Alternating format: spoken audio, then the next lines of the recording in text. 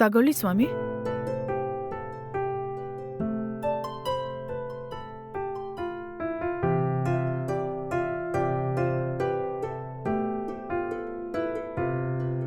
ಆಚ್ ಕಡೆ ಇರೋ ಬಿಸಿಲಿಗೆ ನೀನ್ ಕೊಟ್ಟಿರೋ ಈ ನೀರೇ ನನ್ನ ಮೈಗೆ ತಂಪಾಯ್ತಮ್ಮ. ಹೇಳಮ್ಮ, ನಿನ್ ಕಷ್ಟ ಏನು? ಸ್ವಾಮಿ, ನಾನು ದೊಡ್ಡ ಕಷ್ಟದಲ್ಲಿ ಸಿಕ್ಕಾಕೊಂಡಿದ್ದೀನಿ. ಮೊದ್ಲು ಇಲ್ಲಿ ಬಂದು ಕುತ್ಕೋ ಅಮ್ಮ.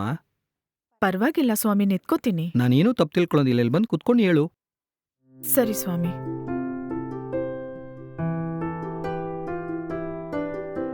ನೀನ್ ತುಂಬಾ ಕಷ್ಟದಲ್ಲಿದ್ಯಾ ಅಂತೇಳಿ ನಿನ್ ಮುಖ ನೋಡಿದಾಗ್ಲೇ ಗೊತ್ತಾಗ್ತಾ ಇದೆ. ಆದ್ರೆ ನೀನೊಂದು ದೊಡ್ಡ ಸಮಸ್ಯೆದಲ್ಲಿ ಸಿಕ್ಕಾಕೊಂಡಿದ್ಯಾ ಅಂತ ಹೇಳ್ತಿದ್ಯಾ. ಅದು ನೀನ್ ನನ್ನ ಹತ್ರ ಮನಸ್ಬಿಟ್ಟು ಹೇಳಿದ್ರೇನೆ ಆ ಪ್ರಶ್ನೆಗೆ ಉತ್ತರ ಸಿಗೋದು. ಹೇಳು.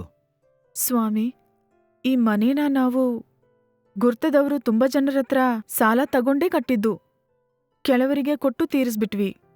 ಇನ್ನು ಒಬ್ರಿಗೆ ಮಾತ್ರ ಸಾಲ ಕೊಟ್ಟು ತೀರಿಸ್ಬೇಕು. ಅವರು ನಮ್ಮನ್ನ ತುಂಬಾ ಟಾರ್ಚರ್ ಮಾಡ್ತಾ ಇದ್ದಾರೆ. ಸಾಲ ಕೊಟ್ಟಿರೋರ್ನ ತಿರುಗಿ ಕೇಳ್ದಂಗೆ ಮಾಡ್ಲಾ? ಇಲ್ಲ ಅಂದ್ರೆ ಅವ್ರು ಕೇಳಕ್ಕೆ ಇಲ್ದಿರೋಂಗ್ ಮಾಡ್ಲಾ? ಇಲ್ಲ ಅಂದ್ರೆ ನಿನಗೊಂದು ನಿಧಿ ಸಿಗೋ ಥರ ಮಾಡ್ಲಾ? ಅವರನ್ನ ಏನೂ ಮಾಡಕ್ ಬೇಡ ಸ್ವಾಮಿ. ಹೌದು, ಈಗ ಏನೋ ಹೇಳಿದ್ರಲ್ವಾ? ನಿಧಿ ಅಂತ ಏನೋ ಹೇಳಿದ್ರಲ್ಲ, ಅದು ಏನು ಸ್ವಾಮಿ? ಒಬ್ಬೊಬ್ರಿಗೂ ಒಂದು ನಿಧಿ ಬರ್ದಿಟ್ಟಿರುತ್ತಮ್ಮ. ಆದ್ರೆ ಯಾರೂ ಆ ನಿಧಿನ ಹುಡ್ಕೊಂಡು ಹೋಗೋದಿಲ್ಲ. ಇವಾಗ ನಿನಗಾದ ನಿಧಿ ಸಿಗೋ ಸಮಯ ಬಂದಿದ್ಯಮ್ಮ. ನಿನಗಾದ ನಿಧಿ ಎಲ್ಲಿ ಊತಿದೆ ಅಂತೇಳಿ ನಾವು ಹುಡ್ಕೋಕ್ ಶುರು ಮಾಡಿದ್ರೆ ಖಂಡಿತವಾಗ್ಲೂ ಸಿಗುತ್ತೆ. ಹೌದಾ ಸ್ವಾಮಿ, ನೀವು ಹೇಳೋದಲ್ಲ ನಿಜಾನಾ? ಹೌದಮ್ಮ. ನಿನ್ನತ್ರ ಸುಳ್ಳೇಳಿ ನನಗೇನ್ ಲಾಭ ಇದೆ ಹೇಳು? ಈ ನಿಧಿ ಸಿಗ್ಬೇಕಂದ್ರೆ ನಾವು ಏನ್ ಮಾಡ್ಬೇಕು ಸ್ವಾಮಿ? ಒಂದು ಪೂಜೆ ಮಾಡ್ಬೇಕು. ಮಾಡೋಣ ಸ್ವಾಮಿ. ಈ ಪೂಜೆ ನೀನ್ ಅಂದ್ಕೊಂಡಂಗೆ ಎಲ್ಲಾ ಸಮಯದಲ್ಲೂ ಮಾಡೋದಿಕ್ಕಾಗಲ್ಲ. ನಾನೊಂದ್ 3 ದಿವಸ ನಿನ್ ಮನೆಯಲ್ಲೇ ಇರಬೇಕು. ದಿನ ರಾತ್ರಿಯಲ್ಲಿ ಆ ಪೂಜೆಗಳನ್ನ ಮಾಡ್ಬೇಕು. 3ನೇ ದಿನ ಒಂದು ದೊಡ್ಡ ಪೂಜೆ ಮಾಡ್ಬೇಕು. ಅದನ್ ಮಾಡಿ ಮುಗಿಸಿದ್ರೆ ಖಂಡಿತವಾಗ್ಲೂ ನಿನಗ್ ನಿಧಿ ಸಿಕ್ಬಿಡುತ್ತೆ.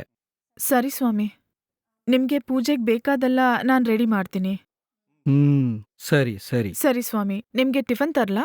ಟಿಫನ್ ಏನಮ್ಮ ಮಾಡಿದ್ಯಾ? ಇಡ್ಲಿ ಮಾಡಿದ್ದೀನಿ ಸ್ವಾಮಿ. ಸರಿ, ನನ್ಗೆ 2 ಇಡ್ಲಿ ಮಾತ್ರ ಕೊಡು. ಆಯ್ತು ಸ್ವಾಮಿ, ತಗೊಂಡ್ ಬರ್ತೀನಿ. ಬೇಗ ಬಾರಮ್ಮ, ಹೊಟ್ಟೆ ಹಸಿನಲ್ಲಿ ನನ್ನ ಪ್ರಾಣನೇ ಹೋಗ್ತಾ ಇದೆ. ತಗೊಳ್ಳಿ ಸ್ವಾಮಿ.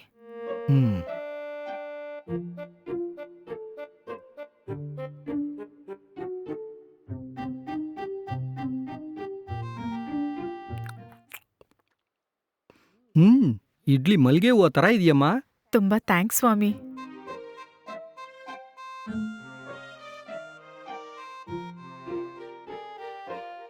ಇನ್ನೊಂದ್ ಇಡ್ಲಿ ತಗೊಂಡ್ ಬರ್ಲಾ?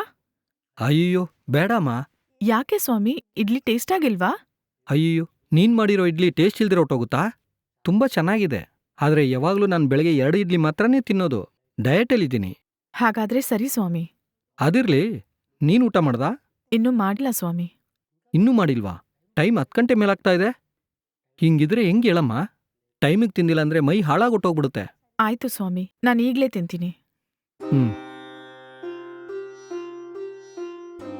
ಸರಿಯಮ್ಮ, ನಾನು ಕೈ ತೊಳ್ಬಿಟ್ಟು ಸೋಫಾಲ್ ಹೋಗಿ ಕುತ್ಕೊಂಡಿರ್ತೀನಿ. ನೀನು ಊಟ ಮಾಡ್ಬಿಟ್ಟು ಅಲ್ಲಿ ಬಂದ್ಬಿಡು. ಆಯ್ತು ಸ್ವಾಮಿ.